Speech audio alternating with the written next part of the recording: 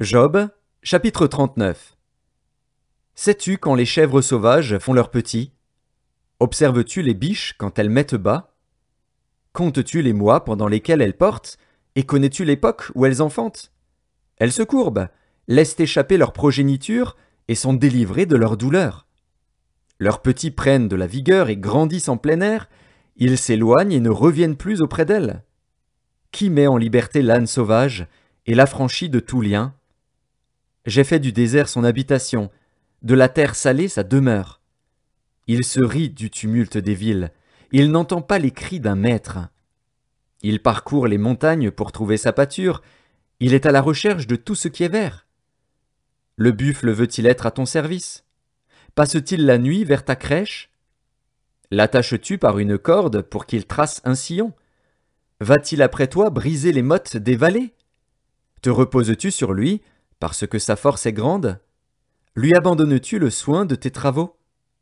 Te fies-tu à lui pour la rentrée de ta récolte? Est-ce lui qui doit l'amasser dans ton air?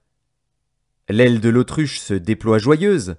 On dirait l'aile, le plumage de la cigogne. Mais l'autruche abandonne ses œufs à la terre et les fait chauffer sur la poussière.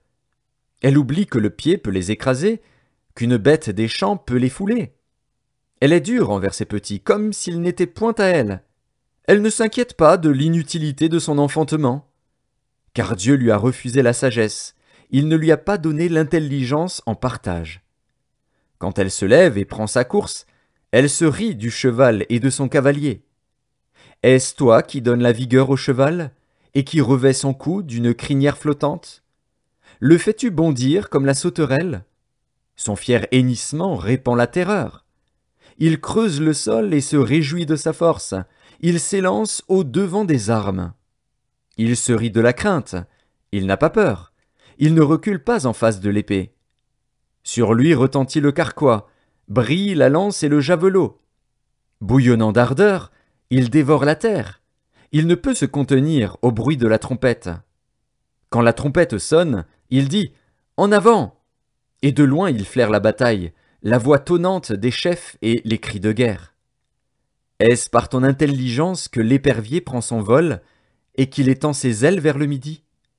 Est-ce par ton ordre que l'aigle s'élève et qu'il place son nid sur les hauteurs? C'est dans les rochers qu'il habite, qu'il a sa demeure, sur la cime des rochers, sur le sommet des monts. De là il épie sa proie, il plonge au loin les regards. Ses petits boivent le sang, et là où sont des cadavres, l'aigle se trouve.